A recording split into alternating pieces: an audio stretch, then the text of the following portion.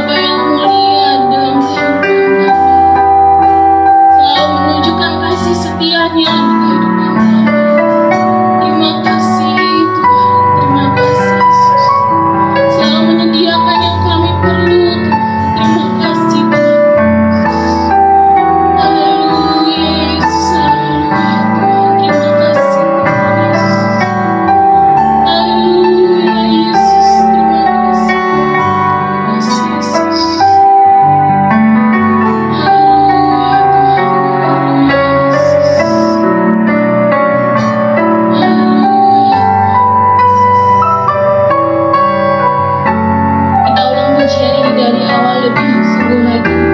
Bapa kau setia, Bapa kau mulia.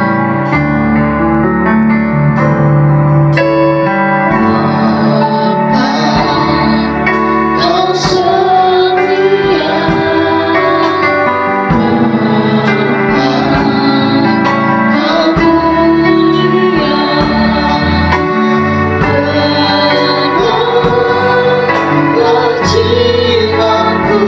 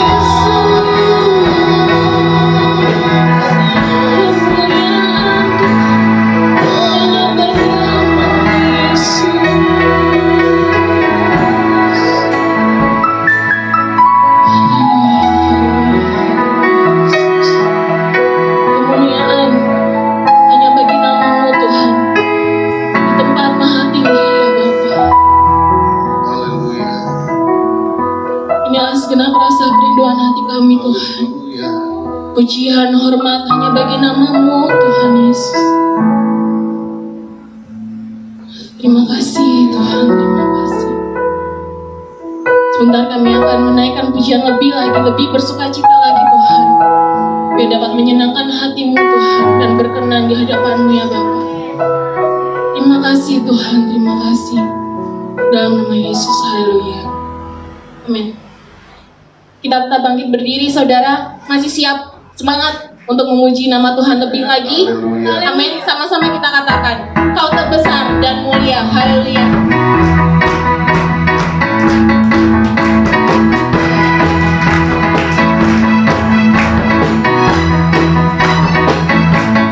Kau terbesar dan mulia.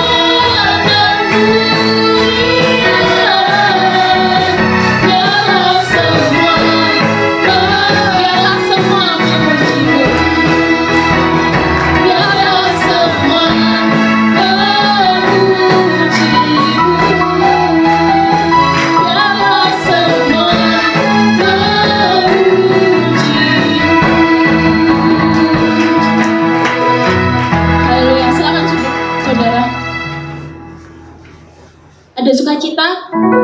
Ada sukacita? Haleluya. Beri salam pada kanan kiri saudara. Puji nama Tuhan. Tiba saatnya kita akan mendengarkan kebenaran firman Tuhan. Kita siapkan hati kita untuk firman Tuhan. Saat ku berjalan, kasih-Mu menerangi langkahku.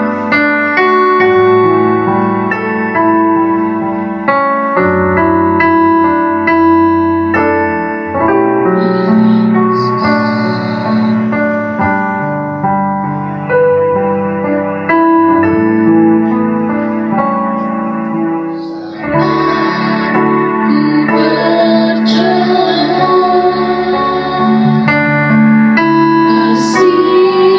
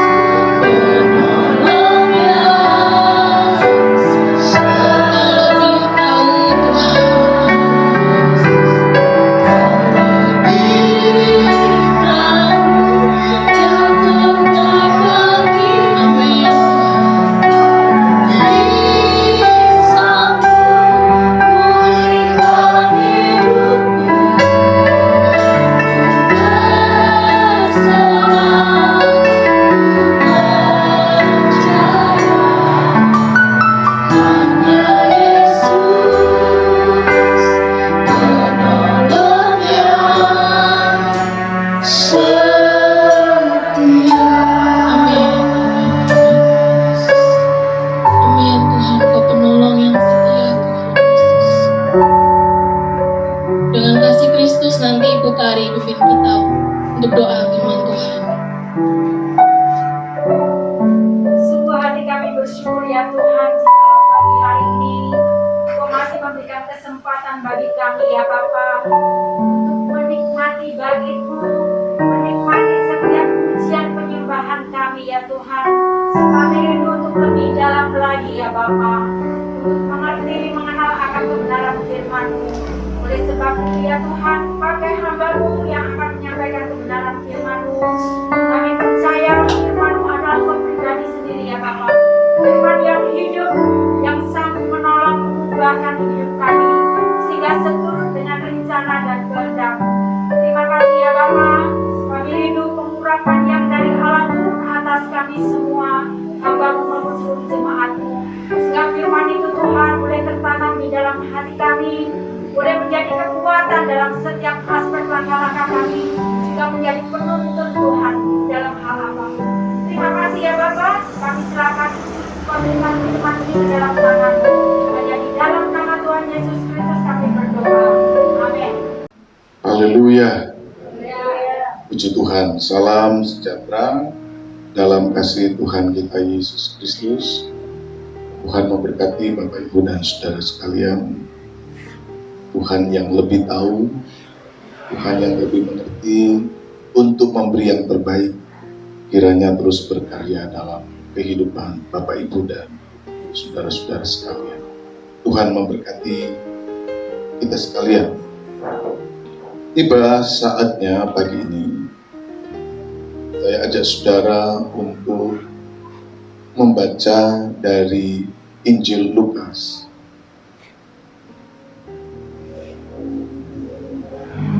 Pasal yang ke-12, mulai ayat yang ke-35 sampai ayat yang ke-40. Lukas 12 ayat 35 sampai ayat yang ke-4. Demikian firman Tuhan. Hendaklah pinggangmu tetap berikat dan pelitamu tetap menyala. Dan hendaklah kamu sama seperti orang-orang yang menanti-nantikan tuannya yang pulang dari perkawinan, supaya jika ia datang dan mengetok pintu, segera dibuka pintu baginya. Berbahagialah hamba-hamba yang didapati tuannya berjaga-jaga ketika ia datang. Aku berkata kepadamu, sesungguhnya ia akan mengikat pinggangnya dan mempersilahkan mereka duduk makan, dan ia akan datang melayani mereka. Dan apabila ia datang pada tengah malam atau pada dini hari dan mendapati mereka berlaku demikian, maka berbahagialah mereka. Tetapi ketahuilah ini, jika tuan rumah tahu pukul berapa pencuri akan datang, ia tidak akan membiarkan rumahnya dibongkar. Hendaklah kamu juga siap sedia, karena Anak Manusia datang pada saat yang tidak kamu sangkakan. Puji Tuhan. Tema firman Tuhan pagi ini adalah hamba Kristus. Saudara, jika kita memulai sebuah pertanyaan dalam diri kita tentang siapakah kita di hadapan Allah, maka saudara bisa menyebutkan satu persatu pemahaman saudara tentang siapa kita.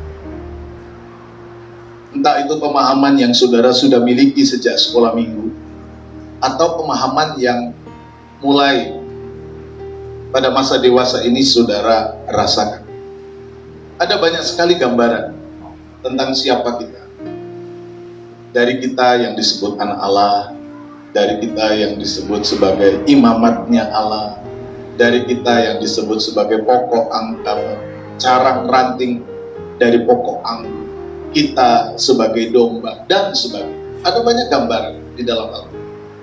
Keragaman gambaran di dalam Alkitab tidak dalam rangka membingungkan kita, tetapi berbagai gambaran di dalam Alkitab dalam rangka menunjukkan kepelbagaian kemungkinan cara kita dapat memahami diri kita. Jadi siapa kita itu sangat variatif. Siapa kita sangat kaya pemahamannya, dan masing-masing pemahaman itu akan memberikan kepada kita gambaran yang penuh pada konteksnya masing-masing. Nah, ada banyak sebutan di dalam Alkitab yang kita temukan, namun dari sekian banyak sebutan gambaran tentang kita, ada satu gambaran yang hari ini ingin saya sharingkan kepada saudara dari hasil pembacaan Lukas pasal 12 ayat yang ke-35 sampai ayat yang ke-40, yaitu gambaran tentang seorang hamba. Istilah hamba itu sering melekat dalam diri misalnya para pelayan Tuhan, atau para pendeta, atau para pengerja, atau mereka yang menyampaikan firman Allah dan sebagainya. Biasanya mereka disebut hamba Allah, mereka disebut sebagai hamba Kristus. Rasul Paulus pun menyebut dirinya sebagai hamba Kristus. Nah, saudara, tentu ketika kita mendengar istilah hamba itu agak kurang nyaman di telinga kita dalam konteks hidup kita masa kini. Di tengah kehidupan yang sekarang lebih mengutamakan persoalan kesetaraan. Istilah hamba itu menjadi sebuah istilah yang mungkin di telinga orang-orang modern menjadi sebuah istilah yang tidak nyaman, tidak enak. Ketika praktek-praktek perbudakan sudah mulai dihapuskan, istilah hamba itu memang menjadi istilah yang tidak nyaman di telinga masyarakat modern. Namun kita mendapatkan istilah ini tentu dari sebuah konteks kehidupan zaman yang berbeda. Zaman di mana persoalan perbudakan itu masih menjadi bagian dalam kehidupan sehari-hari. Jadi apa yang kita miliki, apa yang kita warisi dengan berbagai istilah hamba Kristus, itu adalah sebuah istilah yang sudah melewati perjalanan panjang yang dimulai dari dunia di mana Alkitab ditulis. Jadi zaman Alkitab ditulis, itu persoalan perbudakan itu adalah persoalan sehari-hari yang ada di lingkungan kehidupan manusia. Jadi ada yang menjadi tuan, ada yang menjadi budak, ada yang menjadi hamba. Dan ini masih macam-macam nanti di dalam hamba itu ada berbagai macam variasi gambaran tentang hamba, tingkatan, ada beberapa keragaman level di dalam diri para hamba itu. Tapi kita tidak akan membicarakan hal itu. Saya hanya ingin mengangkat tentang bagaimana figur seorang hamba ini pada akhirnya menjadi sesuatu yang penting untuk kita renungkan ketika kita membaca Alkitab.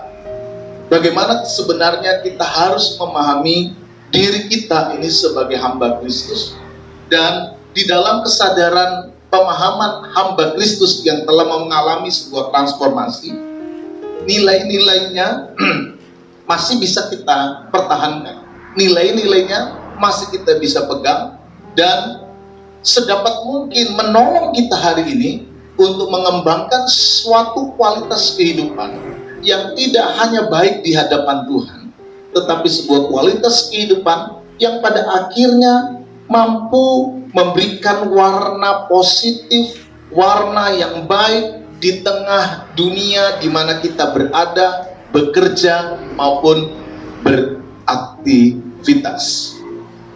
Saudara, kalau kita sejenak melihat bagaimana latar belakang dunia Alkitab memahami seorang hamba, sehingga kemudian nanti kita bisa mengerti mengapa Paulus mengatakan bahwa aku ini adalah hamba Kristus, dengan berbagai macam pilihan-pilihan sikapnya.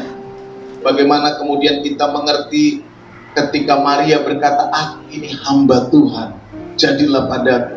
Nah, kita tidak akan pernah bisa mengerti kedalaman gagasan itu, kedalaman pemahaman dari tulisan-tulisan Alkitab, sampai kita mengerti siapa hamba itu. Mungkin kalau di dunia kita hari ini, kita sering memahami gagasan hamba itu seperti membantu atau apa yang mungkin saudara pikirkan di dalam diri saudara. Tetapi kalau kita melihat gagasan hamba, bahkan ketika Kristus itu mengatakan aku ini hamba Tuhan, kita harus tahu sebenarnya bagaimana sebenarnya posisi hamba. Nah, hamba di dalam dunia kuno, khususnya di dunia di mana Alkitab ini ditulis, adalah seseorang yang tidak memiliki hak apapun atas dirinya. Jadi kalau saudara mau mengerti bagaimana hamba itu dipahami dalam dunia Alkitab, hamba itu tidak memiliki hak apapun atas dirinya. Ini hamba. Dia tidak bisa ngapa-ngapain. Dia tidak punya kedaulatan atas dirinya sendiri. Dia tidak memiliki hak apapun atas dirinya sendiri. Jadi saudara bisa bayangkan, kalau orang itu sudah tidak punya hak atas dirinya sendiri, berarti dirinya, apa yang mau ia perbuat, apa yang mau ia lakukan, itu terserah Tuannya. Tuannya mau apakan dia tidak punya hak apapun untuk berkata, tidak boleh. Tidak ada. Tidak pernah seorang hamba itu bisa berkata, aku nggak mau. Tidak bisa. Apapun, dari hal yang disukai sampai hal yang tidak disukai, seorang hamba itu tidak bisa berkata, tidak. Itu hamba di dunia kuno. Maka hamba itu diperjualbelikan, hamba itu dibeli, dan kalau dia dibeli maka dia hak dari Tuhan. Mau diapakan hamba ini terserah Tuhan. Jadi tidak usah ngomong hak asasi manusia itu dalam konteks itu, karena namanya hamba itu properti, itu milik Tuannya. Barang yang mau dia apa-apakan tidak ada yang kemudian dapat. Walaupun dalam tahap kemudian ada berbagai macam pandangan orang tentang hamba, tetapi secara umum seperti itu. Hamba tidak memiliki hak atas apapun pada diri. Hamba hanya menjadi milik Tuannya. Nah, hamba yang memahami dirinya inilah yang kemudian kita lihat menjadi sebuah gambaran yang ditarik Tuhan Yesus di dalam Alkitab sebagai bahan pengajaran. Hamba yang memahami eksistensi dirinya, hamba yang mengenal siapa dirinya, siapa hamba itu dalam hubungan antara dia dengan tuannya. Ini yang kemudian melahirkan sebuah gambaran yang saudara lihat ideal bagi seorang hamba. Ya. Ada sebuah gambaran ideal yang harusnya ada dalam diri seorang hamba, yang kemudian menjadi inti pengajaran Yesus Kristus di dalam bacaan kita. Jadi bacaan kita ini adalah sebuah bacaan yang diambil dari contoh kehidupan seorang hamba yang menurut Yesus ideal. Dan kemudian dari pengajaran Yesus itu, Lukas mengambil pengajaran itu untuk dia terapkan dalam kehidupan orang-orang percaya yang ia gambarkan juga sebagai seorang hamba. Jadi di dalam Lukas 12 ayat 35 dan seterusnya, saudara akan melihat sebuah figur hamba yang ideal menurut Tuhan Yesus. Dan ternyata figur hamba yang ideal ini tentu memiliki konsekuensi-konsekuensinya, memiliki hal-hal yang baik di dalamnya, memiliki nilai-nilai yang luar biasa di dalam mata Tuhan Yesus. Sehingga kemudian Yesus menekankan bagaimana kehidupan orang Kristen, orang percaya, memiliki kualitas kehidupan seperti hamba-hamba. Sekali lagi, kalau kita berbicara tentang pengajaran Tuhan Yesus, tentu Tuhan Yesus mengambil contoh dari dunia kehidupannya sehari-hari. Kalau mungkin Tuhan Yesus hidup di dunia modern hari ini, dia ambil contoh-contoh yang lain. Dia ambil contoh dalam kehidupan yang kita hadapi hari-hari ini. Tetapi karena realitas hamba itu adalah realitas hari-hari, kenyataan kehidupan seorang hamba adalah kehidupan kenyataan yang setiap hari dilihat, maka Yesus pun mengambil contoh dari kehidupan hamba itu. Dan hari ini kita akan belajar, adakah nilai dari pengajaran Yesus dari konteks kehidupan hamba yang dapat menolong kita, sebagaimana Lukas mengarahkan bacaan ini kepada para pembacanya. Adakah hal yang baik, adakah nilai yang luar biasa yang kemudian dapat diangkat, dapat di-blow up, dapat untuk ditarik, sehingga kemudian saudara dan saya sebagai pengikut Kristus yang membaca kebenaran firman Allah ini dapat memahami nilainya, dapat mengangkat nilainya, dan sejauh mungkin kita terapkan di dalam kehidupan kita sebagai pengikut Kristus. Nah, apa nilai ideal, gambaran ideal yang Yesus angkat dari kehidupan seorang hamba? Mari kita sama-sama perhatikan, saudara. Lukas 12 ayat 35 sampai ayat selanjutnya ini sebenarnya adalah bacaan yang kurang lebih mirip dengan pesan dari Matius 25 ya, ayat 1 sampai 13 tentang 5 gadis yang bijaksana dan 5 gadis yang bodoh. Kurang lebih berbicara tentang persoalan bagaimana menyambut kedatangan Sang Tuhan, berkaitan dengan persoalan eskatologi, kedatangan Tuhan dan sebagainya. Tetapi pagi ini saya ingin ajak saudara untuk tidak melihat pada sisi eskatologisnya, tapi sisi kualitas ideal seorang hamba yang nanti akan kita coba untuk renungkan dan terapkan dalam kehidupan kita sehari-hari. Nah, gambaran ideal yang pertama yang kita lihat dari seorang hamba dari catatan Lukas pasal 12 ayat 35 sampai 36 ini adalah kehidupan seorang hamba yang dilihat sebagai pribadi yang konsisten dan tekun di dalam pelayanannya. Seorang hamba yang sadar, aku ini hamba, dan memahami bahwa dia memiliki Tuhan. Walaupun dalam masa-masa tertentu nanti ada waktu di mana hamba itu dibebaskan, ada. Ketika dia sudah mengumpulkan banyak uang yang dia miliki, lalu dalam sebuah ritus peribadatan dia bisa mengalami pembebasan. Jadi ada kelompok-kelompok yang dibebaskan. Tetapi di dalam kesadaran, titik poin yang ingin saya tekankan, di dalam kesadaran dia sebagai seorang hamba, aku ini hamba, aku punya Tuhan. Maka ada sebuah nilai ideal yang Yesus lihat harus dimiliki seorang hamba yang kemudian ia contohkan di dalam cerita dalam Lukas pasal 12. Apa yang ia contohkan? Yang pertama, seorang hamba itu harus konsisten dan tekun di dalam pelayanannya. Mari kita perhatikan di dalam bacaan kita dari Lukas pasal 12 ayat 35 sampai 36. Perkataan itu dimulai demikian. Hendaklah pinggangmu tetap berikat dan pelitamu tetap menyala.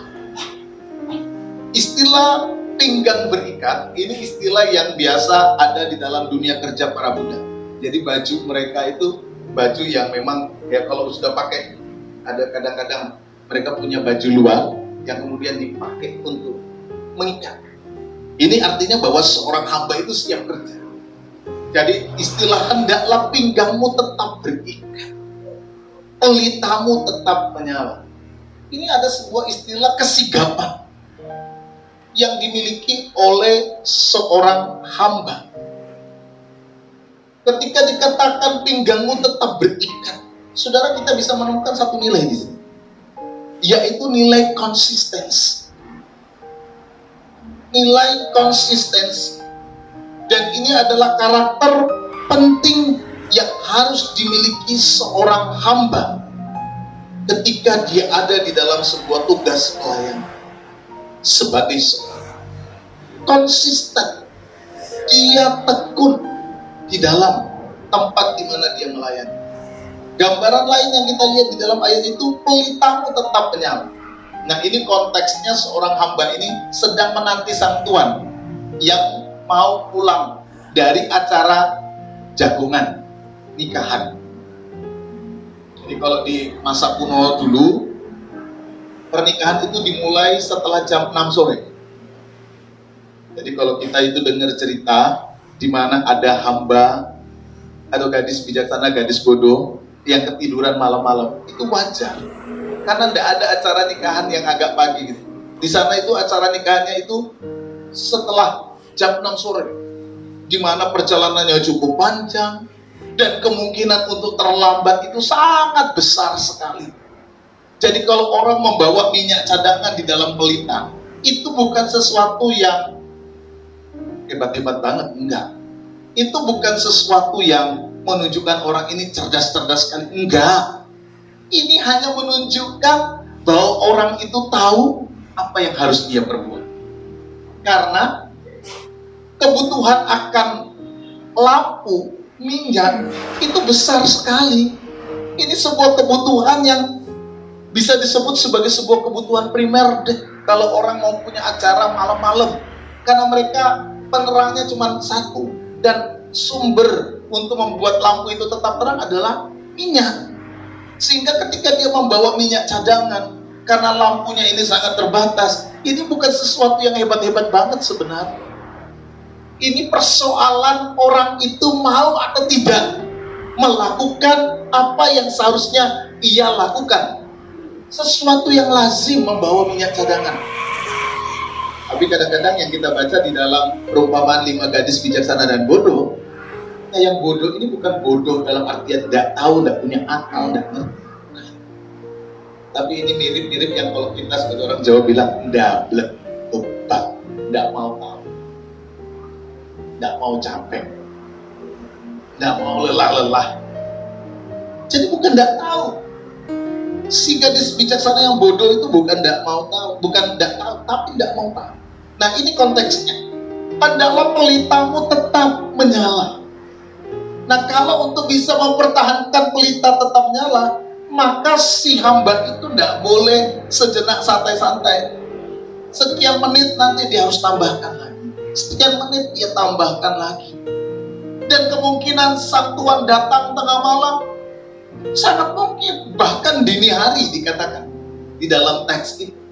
Nah, apa yang saudara kemudian tangkap dari kualitas kehidupan seorang hamba sebagaimana yang diceritakan oleh Tuhan Yesus Kristus? Kualitas seorang hamba itu pertama konsisten. Perhatikan kata tetap di dalam Lukas ini.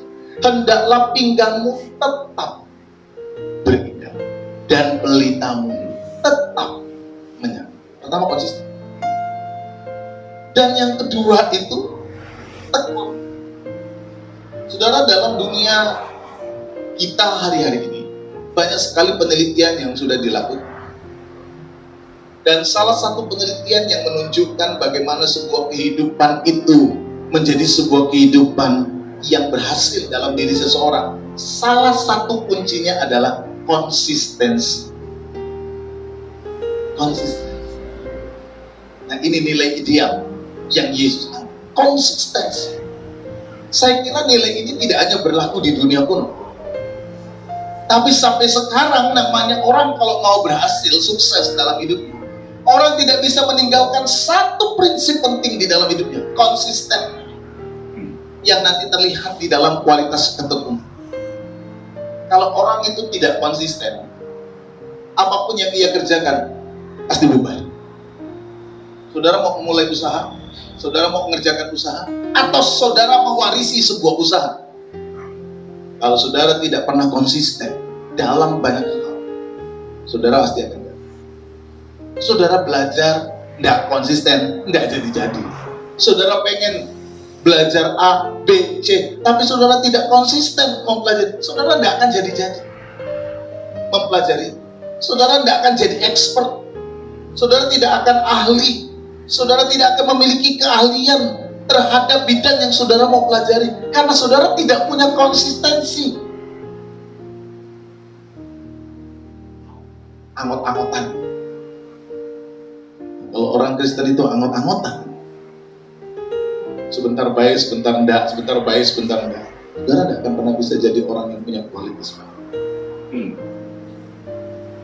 Kalau Anda jadi orang Kristen itu yang cuman panas-panas tai ayam, tidak akan punya kualitas kehidupan yang baik. Saudara kerja tapi tidak konsisten. Saudara melakukan sesuatu tapi tidak konsisten. Tidak akan jadi. Tidak akan jadi. Karena yang namanya sebuah keberhasilan itu membutuhkan waktu, membutuhkan usaha, membutuhkan ketekunan yang merupakan cerminan-cerminan dari kehidupan yang konsisten. Ketika Yesus berbicara tentang kedatangan Tuhan, yang Tuhan mau juga dalam diri setiap orang percaya itu konsistensi. Biarlah ketika dia datang, kamu didapati sedang ada di dalam sebuah tugas pelayanan. Biarlah ketika dia datang, dia mendapati mereka di dalam sebuah kegiatan untuk melayani Tuhan. Wah, betapa senangnya Tuhan itu. Sejenak kalau kita melihat kepada sisi eskatologinya, Lukas maupun Matius ingin mengajarkan bagaimana posisi orang ketika kedatangan Tuhan. Baik kedatangan Tuhan yang kedua kali atau kedatangan dalam wujud panggilan pribadi-pribadi. Tahu maksud saya? Ketika Tuhan memanggil saudara, itu kedatangan Tuhan secara pribadi. Kalau pada waktunya, ada yang tahu? Ada yang sudah dapat pengumuman? Saya akan dipanggil tanggal sekian. Kalau maling itu ngasih tahu, saya akan datang kepadamu di rumahmu tanggal 13 November jam 1 malam. Saudara kan udah siap pentungan. Kedatangan Tuhan itu seperti maling yang tidak pernah tahu. Kedatangan Tuhan dalam diri seseorang pun tidak pernah diketahui. Tiba-tiba saja. Paginya masih ngopi sama-sama, sorenya udah terbujurkan. Nggak tahu. Nggak ada yang ngerti hidup. Nggak ada yang paham hidup. Makanya pengajaran Yesus ketika kita melihat dalam hal ini sangat penting. Apakah Tuhan mendapatkan kita sedang konsisten di dalam Tuhan? Apakah Tuhan menemukanmu ketika engkau sedang konsisten di dalam Dia? Tekun di dalam melayani, hidup di dalam kebenarannya. Nah, ini menjadi sebuah perenungan tersendiri dalam diri. Tetapi kalau kita sadar bahwa kita ini hamba Kristus, maka yang Tuhan mau yang pertama, hendaklah engkau tetap konsisten dan tekun di dalam pelayanan. Ini yang diinginkan oleh Lukas, oleh Kristus dalam diri setiap jemaat anak Tuhan. Apa itu? Hendaklah engkau menjadi hamba Kristus yang kayak apa? Yang konsisten dan tekun di dalam pelayanan. Di dalam pelayanan, dalam hubunganmu dengan Tuhan.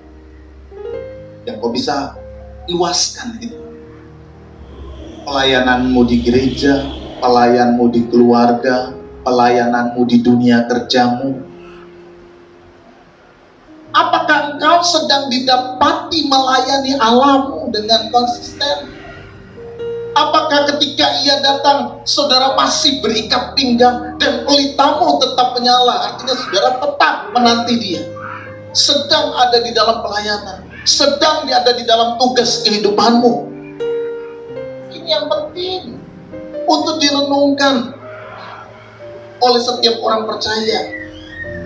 Dan ini hanya bisa kita lakukan kalau kita menerapkan dalam diri kita, ini hamba Kristus. Kalau saya hamba Kristus, apa nilai utama yang harus saya bangun? Konsistensi dan ketekunan. Kalau saya hamba Kristus, Maka nilai utama saya adalah konsistensi, ketekunan. Baik ketika saya ada di gereja, baik ketika saya melayani di rumah, baik ketika saya melayani Allah di dalam dunia pekerjaan saya masing-masing, saya harus konsisten menghadirkan kualitas hamba Kristus. Konsisten, tekun. Dan saya kira kalau setiap orang punya nilai ini, saudara, dunia akan sangat menghargai saudara. Dunia mana? Kalau seorang bos melihat konsistensi anak buah, kalau pimpinan melihat konsistensi anak buah, tidak ada bos yang kemudian berkata, oh jelek kamu. Enggak. Tidak mungkin seorang bos atau pimpinan kemudian melihat kualitas konsisten dan ketekunan sebagai sesuatu yang negatif. Karakter seorang hamba yang ditunjukkan dalam konsistensi dan ketekunan adalah sebuah karakter yang luar biasa, yang selalu dicari oleh siapapun. Saudara mencintai butuh konsistensi, saudara melayani butuh konsistensi, dan setiap partner saudara ataupun siapa yang kemudian saudara layani tidak akan pernah berkata, saya tidak suka dengan konsistensi, kecuali konsisten di dalam hal yang buruk. Buruk terus, konsisten. Ini repot. Konsistensi ketekunan yang dimaksud di sini adalah konsistensi yang baik dalam dunia kerja, dalam dunia pelayanan. Pinggangnya selalu berikat, selalu siap. Dia tidak santai-santai. Ketika dia sadar, aku ini hamba. Kalau bicara aku hamba, aku tidak punya apa-apa. Aku menyatu dengan keinginan Tuhanku, karena aku ini milik Tuhan. Seorang yang menyadari dirinya hamba tidak akan pernah berpikir, lalu apa untungnya saya? Hamba tidak pernah berpikir begitu. Kenapa? Karena dia milik Tuhannya. Kalau saudara pribadi yang berdiri sendiri, independen, Anda bisa bergaining.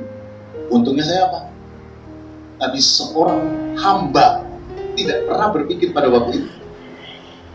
Nah, nilai positif dari kualitas hamba yang kita lihat sampai pada dunia kita hari ini adalah konsistensi. Mungkin yang lain-lain tidak cocok bagi dunia kita, tapi kita lihat sisi konsistensinya, ketekunannya. Itu akan membawa kehidupan orang percaya tidak hanya dipandang luar biasa di hadapan Tuhan, tetapi juga dipandang luar biasa di hadapan manusia. Kalau engkau memiliki nilai konsistensi yang baik, engkau tetap setia bekerja dalam pelayanan, engkau punya effort, engkau punya etos kerja, engkau punya etos pelayanan yang baik, Tuhan akan menghargai engkau. Pimpinanmu juga akan menghargai engkau. Bosmu juga akan menghargai engkau. Kalau engkau punya kualitas kehidupan sebagai orang yang konsisten dan tekun dalam pelayanan. Ini yang pertama. Yang kedua, nilai ideal yang dapat kita tangkap di dalam bacaan Lukas 12 ayat 35 sampai 36 ini adalah seorang hamba akan senantiasa tertuju di dalam semangat untuk melayani Sang Tuhan. Monoloyalitas. Perhatikan kata menanti-nantikan di dalam ayat yang ke-36. Dan hendaklah. Jadi yang pertama, hendaklah. Artinya, biarlah kamu seperti itu. Hendaklah pinggangmu tetap, itu yang pertama. Yang ayat 36, hendaklah kamu sama seperti orang yang menanti-nantikan tuannya yang pulang. Hendaknya kamu sama. Yesus mengajarkan, hendaklah kamu memiliki prinsip yang sama dengan diri seorang hamba. Ia menanti-nantikan tuannya yang pulang dari perkawinan. Jadi kita diminta untuk memiliki nilai yang sama dengan para hamba yang menanti-nantikan tuannya yang pulang dari perkawinan. Supaya ketika tuannya datang, jika ia datang dan mengetok pintu, segera dibuka pintunya. Gak lama-lama. segera. Artinya saudara, kalau kita membayangkan, sang hamba itu selalu duduk di pintu itu, menanti. Dia tidak punya waktu untuk sibuk hanya untuk dirinya. Dan dia bisa, atau mau ngopi dulu lah. Dia tunggu di depan pintu sambil terus menanti. Jam 7, jam 8, jam 9, jam 12 belum pulang. Jam 1, jam 2, jam 3 dia tetap berdiri di situ. Baginya tidak ada yang lain. Diriku adalah milik Tuhan. Aku menyatu dengan kehendak Tuhan. Siapa aku di tangan Tuhan. Kalau bicara yang baik pada diriku, ya apa yang baik pada Tuhan? Itu hamba. Jadi kalau kita mau bilang saya hamba, pikir-pikir lagi. Saya hamba Kristus. Itu kalau dipakai dengan pengertian Alkitab, lepas semuanya. Tidak ada sesuatu yang melekat pada diri kita. Satu-satunya yang melekat pada diri kita adalah maunya Tuhan. Jam 3 masih nunggu. Tok, tok, tok, tok.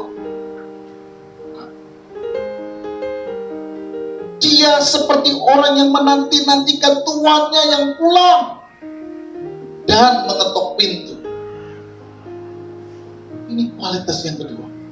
Seorang hamba itu tertuju, memiliki dedikasi, semangat hanya melayani sang Tuhan. Dia tidak pernah berpikir yang lain. Ini sejajar dengan apa yang Paulus pernah khotbahkan ketika bicara tentang seorang prajurit. Dia tidak lagi berpikir kesenangan dirinya. Dia tidak lagi berpikir bagaimana. Yang dia lakukan adalah apa yang harus saya lakukan di depan. Persis seperti posisi kehidupan seorang hamba yang hanya mau mendedikasikan, menanti-nantikan. Dia hanya ingin selalu mengerjakan apa yang baik bagi sang Tuhan. Karena apa yang terbaik di dalam diri sang Tuhan, dalam pandangan sang Tuhan, itulah yang harus aku perbuat. Tidak ada yang lain yang dapat aku pertimbangkan sebagai sesuatu yang lain. Saudara, pelayanan yang dikembangkan dengan model seperti ini yang menjadi gambaran yang sangat ideal dan sangat penting untuk dimiliki oleh seseorang.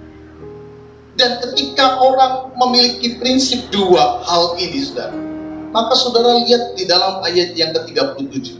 Yesus melihat hal ini sebagai sesuatu yang menghadirkan kebahagiaan. Kelihatannya tidak enak. Iya kan? Capek, konsisten, hanya memikirkan sang Tuhan.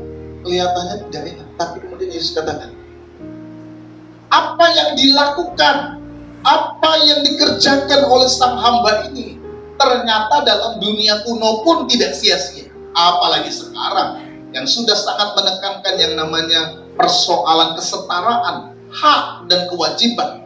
Kita lihat, berbahagialah hamba-hamba yang didapati tuannya berjaga-jaga ketika ia datang. Ini Yesus. Berbahagialah hamba-hamba yang didapati tuannya berjaga-jaga ketika ia datang. Aku berkata kepadamu, sesungguhnya ia akan mengikat pinggangnya dan mempersilahkan mereka duduk makan, dan ia akan datang melayani mereka. Si hamba-hamba yang kelihatannya sibuk tadi, sekarang disuruh duduk dan dilayani oleh Tuhan. Haleluya. Orang yang memiliki kualitas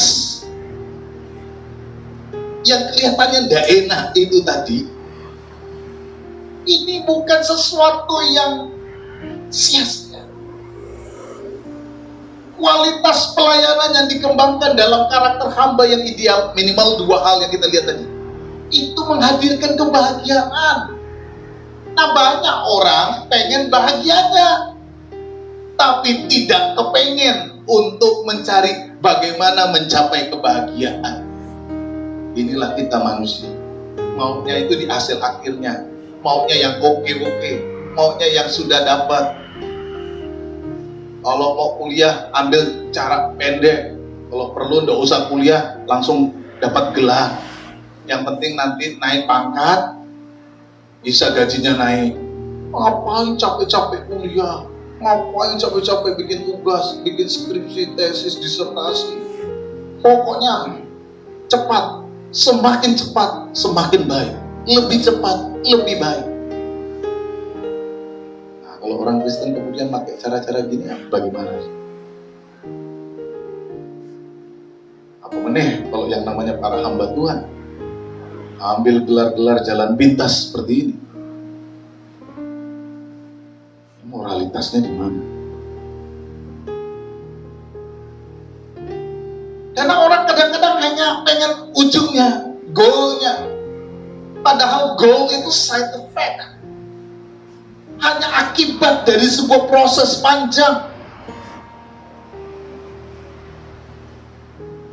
Semoga jemaat di PDI Makedonia tidak ada yang suka ambil jalan pintas. Amin. Ambillah jalan ketekunan, jalan sempit mungkin, tidak enak. Tuhan Yesus bilang, membangun karakter ideal seorang hamba, konsisten, tekun, capek memang, lelah, iya. Mendedikasikan yang terbaik kepada Tuhan, kepada Allah, itu tidak enak memang. Mengerjakan yang paling baik, menyempurnakan segala sesuatu, mencoba untuk memperjuangkan segala sesuatu secara yang terbaik di dalam segala hal yang saudara lakukan, baik pelayanan, baik pekerjaan, baik apa saja yang saudara lakukan. Memang tidak enak berjuang untuk menghasilkan yang terbaik, untuk sampai kepada yang terbaik itu pasti tidak asal-asalan, dan saudara lelah pasti, ya. Saudara capek, ya, rencanakan ini, rombak sana, rombak ini, buat sana, buat sini. Lagi panitia Natal mungkin capek, mikirkan ini, mikirkan itu, cari dana, cari ini. Lelah, ya, saya paham kelelahan saudara. Tapi saya mau sampaikan satu hal, rahasia yang paling penting dalam hidup. Dan ini bisa kau pegang seumur hidup. Dalam banyak hal, perjuangkan yang terbaik sebaik-baik. Itu tidak pernah sia-sia. Tidak pernah sia-sia. Saudara mau terapkan di dalam hidup, pekerjaan atau apapun, kalau engkau lakukan yang terbaik, itu tidak bisa sia-sia. Itu tidak akan sia-sia. Kalau ditanya capek nggak? Capek. Lelah nggak? Lelah. Pasti. Jadi tidak usah ditanya. Kalau lelah pasti lelah, capek pasti capek. Jengkelin kadang-kadang. Pasti dalam proses itu udah capek-capek kerja, coret, ganti meneh. Pasti. Saya ngalamin juga sebagai mahasiswa. Iya, coret ya, ganti lagi. Ya, ini kurang bagus. Ya, sekarang gantian nyoret-nyoretin. Prosesnya ada, tapi ingat bahwa setiap proses terbaik yang saudara perjuangkan akan mendatangkan kebahagiaan. Akan mendatangkan kebahagiaan. Tidak ada sesuatu yang tidak akan menghasilkan sesuatu yang baik dari sebuah proses yang benar. Pelayanan yang dikembangkan di dalam karakter hamba yang ideal ini diberi penilaian sebagai karakter yang membahagiakan, sebab ada upah bagi dedikasi seorang hamba. Pada akhirnya ada upah. Jadi mengapa ini penting? Mengapa disebut membahagiakan? Karena ada upah bagi dedikasi seorang hamba. Ada upah. Ketika dia melayani tuannya, ketika tuannya datang, gantian tuannya yang melayani. Duduk, aku yang sekarang melayani. Luar biasa tuannya. Seperti Yesus melayani. Duduk kamu sekarang di meja, aku yang melayani kamu. Tidak akan ada sia-sia. Ini pengajaran Tuhan Yesus. Apa yang kau lakukan dengan terbaik, kerjakan segala sesuatu dengan baik, tidak akan sia-sia. Apapun, kelihatannya aja nggak ada, kelihatannya kok, apalagi melayani Tuhan di gereja, nggak ada upah, nggak ada gajinya,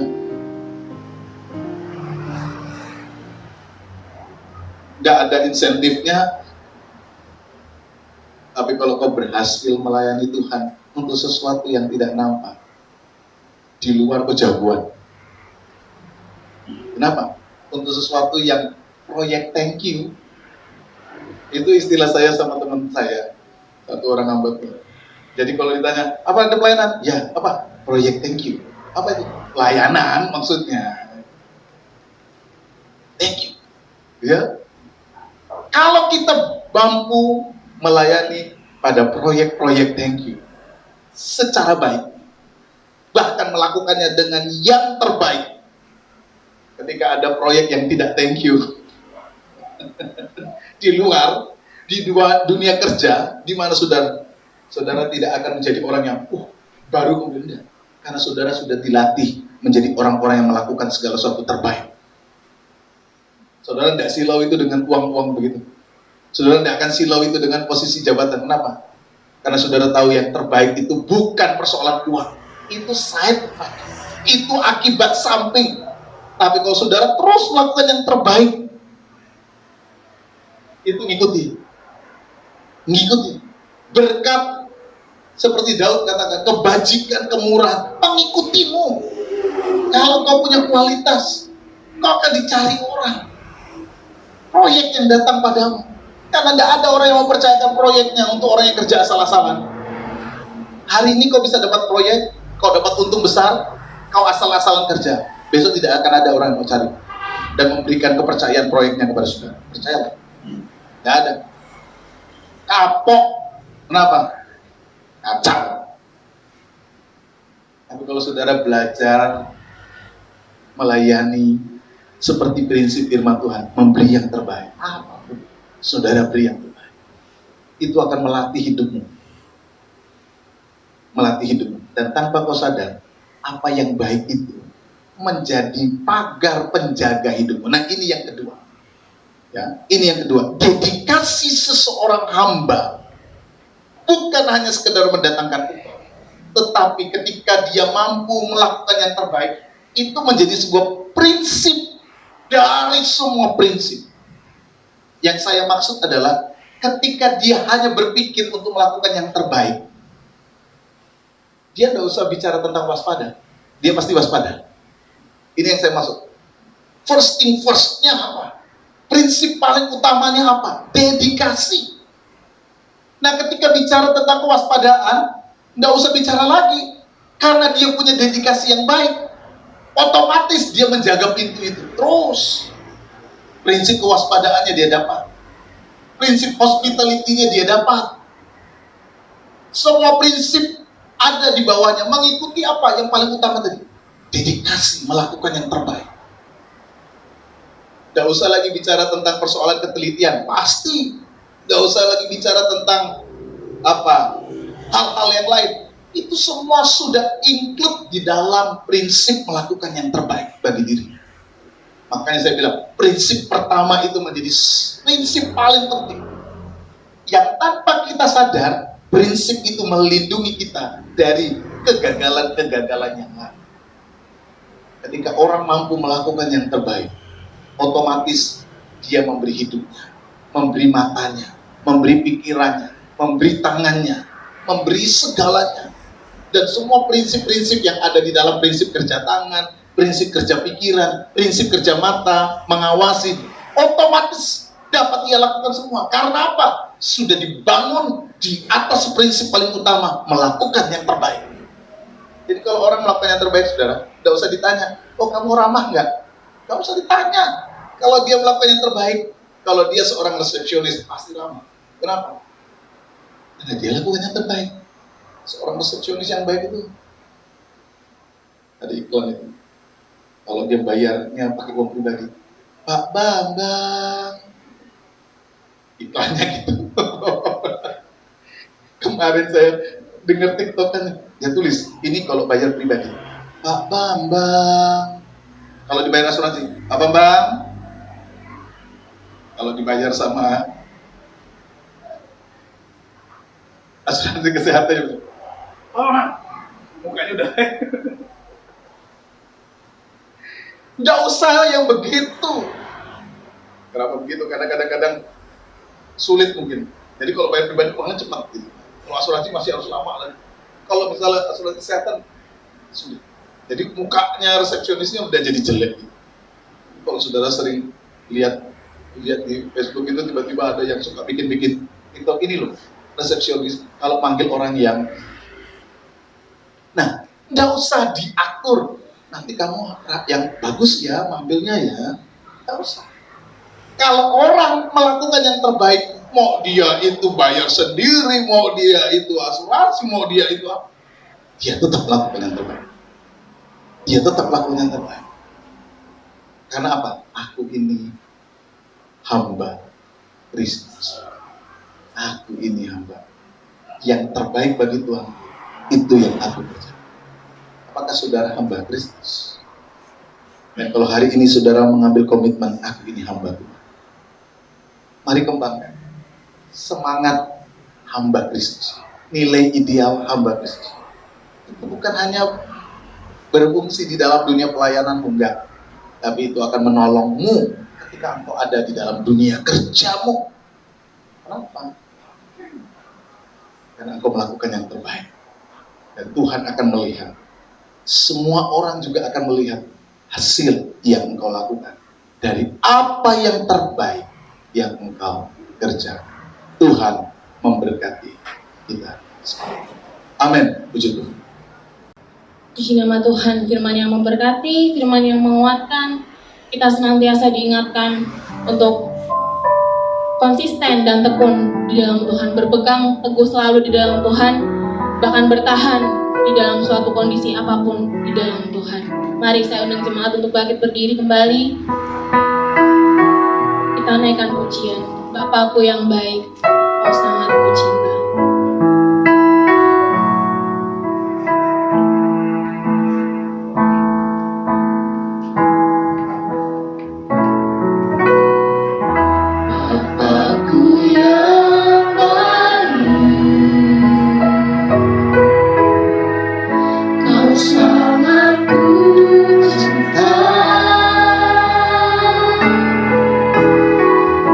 Lebih dari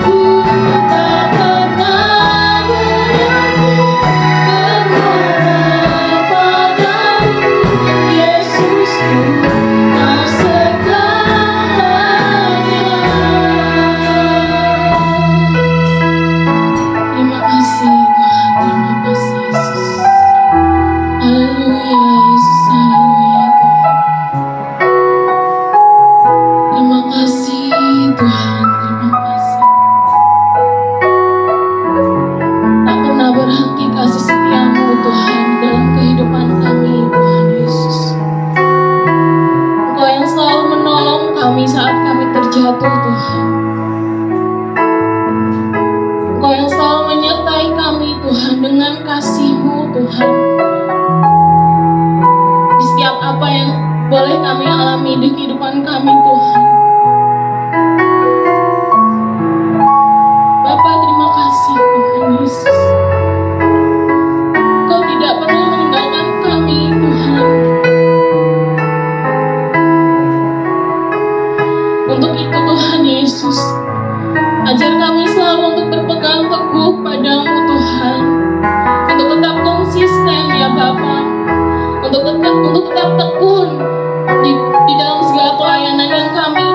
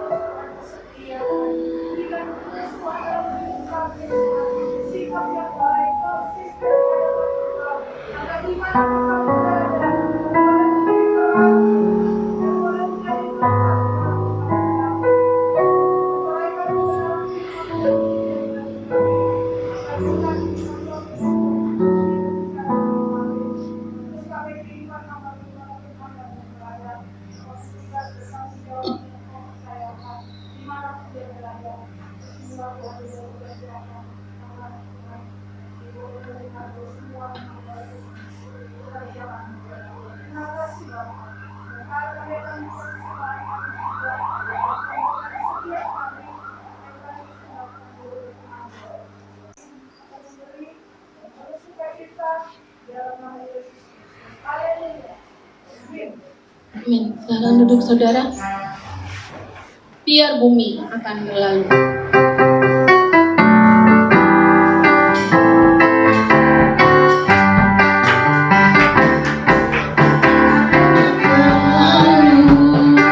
Biar bulan tak bercahaya lagi, biar langit akan bergoncang, matahari tak bersinar lagi, tetapi Tuhan Yesusku tak pernah ingkar janji. Semua yang firman-Nya pasti akan digenapi. Biar bumi akan berlalu, biar bulan tak bercahaya lagi, biar langit akan bergoncang, matahari tak bersinar lagi, tetapi Tuhan Yesusku tak pernah ingkar janji. Semua yang firman-Nya pasti akan digenapi. Biar bumi akan berlalu, biar bulan tak bercahaya lagi, biar langit akan bergoncang, matahari tak bersinar lagi, tetapi Tuhan Yesusku tak pernah ingkar janji. Semua yang difirmankan-Nya pasti akan digenapi. Biar bumi akan berlalu, biar bulan tak bercahaya lagi, biar langit akan bergoncang, matahari tak bersinar lagi, tetapi Tuhan Yesusku tak pernah ingkar janji.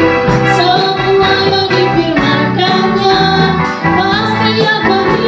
Sekali lagi, biar bumi akan berlalu, akan berlalu, biar bulan tak bercahaya lagi, biar langit akan bergoncang, matahari tak bersinar lagi, tetapi Tuhan Yesusku tak pernah ingkar janji. Semua yang difirman-Nya pasti akan digenapi. Puji nama Tuhan. Tuhan memberkati persembahan saudara. Kita akan mendengarkan pengumuman gereja untuk sepekan ke depan. Untuk ibadah hari Rabu tanggal 16 November, nanti untuk pemimpin pujiannya Ibu Prihati dan firman Tuhan Ibu Gembala. Ibadah Yud tanggal 18 November, nanti pemimpin pujiannya Saudari Esther, firman Tuhan oleh Bapak Gembala. Untuk ibadah hari Minggu tanggal 20 November, nanti pemimpin pujian Ibu Gembala, singernya Mas Fendi, LCD Mbak Sarah, asarnya Ibu Hesti, cek suhunya Mbak Vita. Tim musik seperti biasa. Ibadah sekolah Minggu tanggal 20 November minggu depan, pemimpin pujiannya Saudari Esther, firman Tuhan Ibu Adiguna.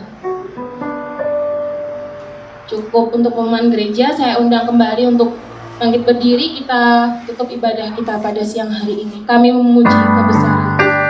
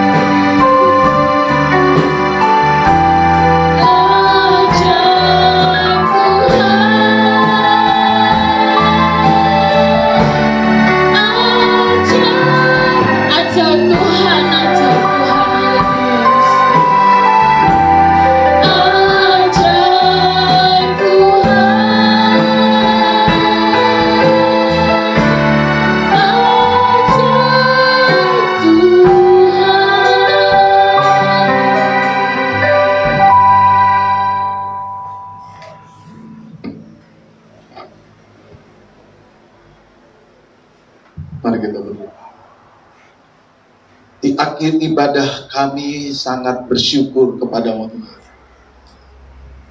Karena Engkau baik bagi kami, firman-Mu sudah Engkau sampaikan bagi kami sekalian, agar kami dapat membangun nilai-nilai ideal sebagai seorang hamba Kristus